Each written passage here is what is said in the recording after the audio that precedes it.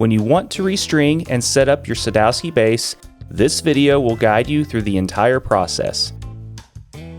At first, tape up the finish beneath the bridge to prevent scratches. Remove the old strings by loosening them one at a time. You can do that by hand, but a string winder will make the process much faster. Do not cut the strings before loosening them. Take the strings off at the tuning machines and then release the ball end at the quick release recess, which is featured on all Sadowsky bridges. With the strings removed, you have the opportunity to clean the fingerboard if needed.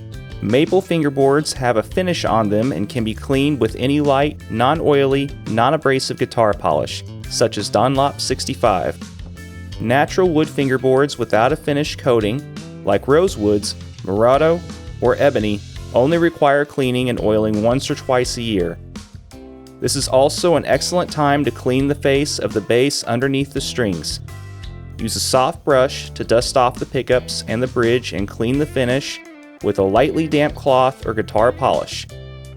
Always spray the polish on the cloth, not directly on the guitar. Dry with a soft cloth when done. We ship our basses with our medium gauge stainless strings, ranging from .045 to .105 on our 4-string models, and from .045 to .130 on our 5-string models.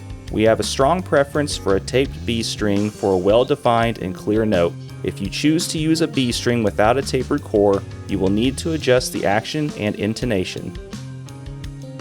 When restringing your Sadowsky bass, you should start with the thickest string, saving the thinner ones for last.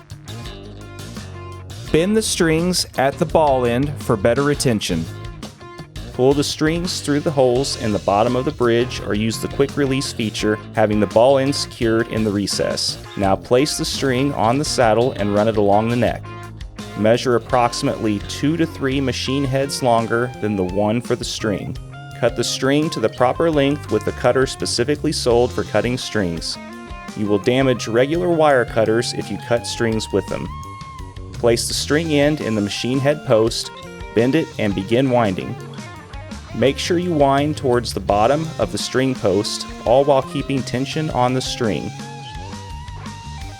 For the B or E string not using the string retainer, we recommend 3 complete wraps with the windings moving toward the bottom of the string post. This permits proper string pressure on the Sadowsky Just a Nut 3. For strings going through the string retainer, 2 wraps is sufficient. Keep in mind that new strings will take a while to stretch out and may need to be retuned until they have settled. Pull on the strings several times and retune to help them to settle in.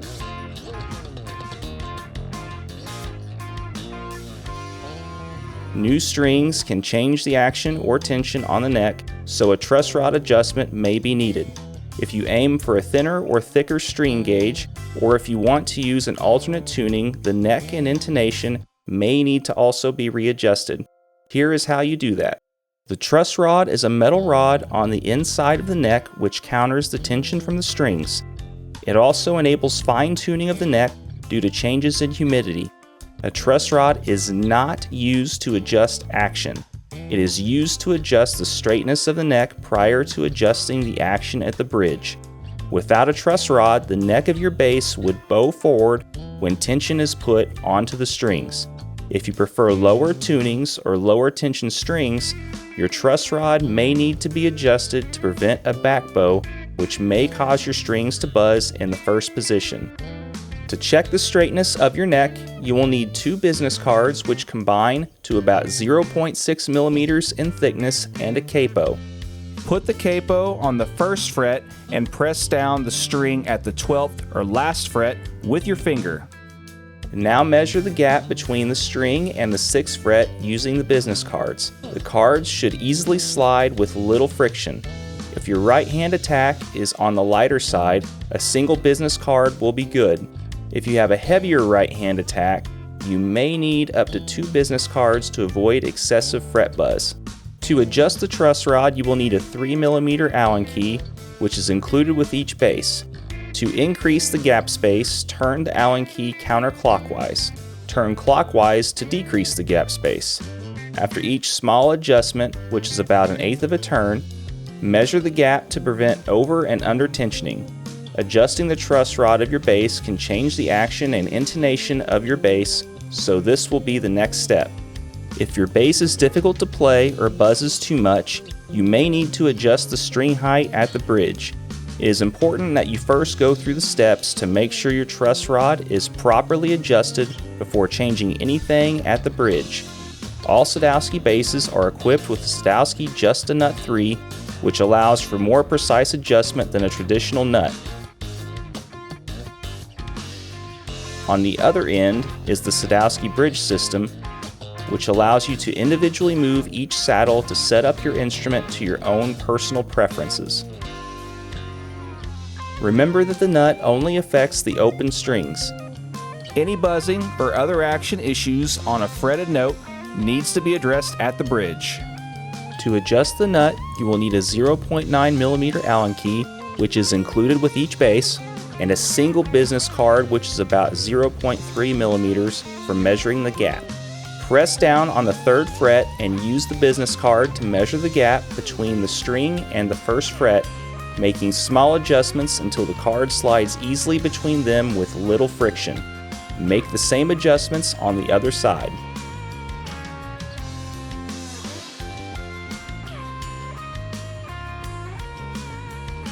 It is often easier to adjust the nut by feel and playing. You want the nut to be as low as possible without causing buzzing on the open strings with a normal attack. If you are getting buzzing on the open strings, raise the nut just enough to stop the open string buzz. If the action feels too stiff at the 1st fret, lower the nut until it feels comfortable without causing buzzing. It is a delicate balance to achieve. For adjusting the bridge, you will need a 1.5mm Allen key for adjusting the saddles and a precision ruler to measure the string height. The bridge's saddles will follow the curve of the fingerboard, with the middle saddles being higher than the outside ones. Using the 1.5mm Allen key, you can now lower or raise the saddles of the bridge by turning it clockwise or counterclockwise. Press down the string on the 1st fret and measure the gap between the bottom of the string and the top of the 12th fret with the precision ruler.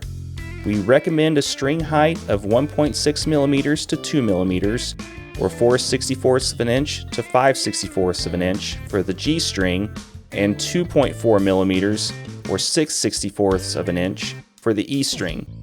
The B strings should be between 2.4 and 2.8mm, or 6/64 of an inch to 7/64 of an inch, depending on your attack. When you are finished, tune your instrument again and give it one last playthrough, ensuring it plays easily without any fret buzz. The final step is to adjust the intonation. This may vary due to the gauge, type, and brand of your strings and your neck and action adjustments. To adjust your intonation, you will need a Phillips screwdriver and a good tuner. With your bass plugged into the tuner, hold the bass in normal playing position and play an open string followed by the 12th fret using normal finger pressure as you would if you were playing. If the fretted octave is sharp, move the saddle away from the neck.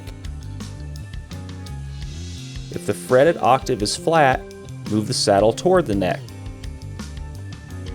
Repeat the process until the fretted note and open string match.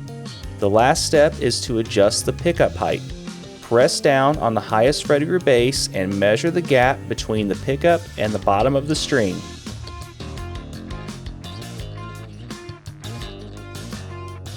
Sadowsky recommends a distance of 3.17mm for the B or E string and 2.38mm for the G string.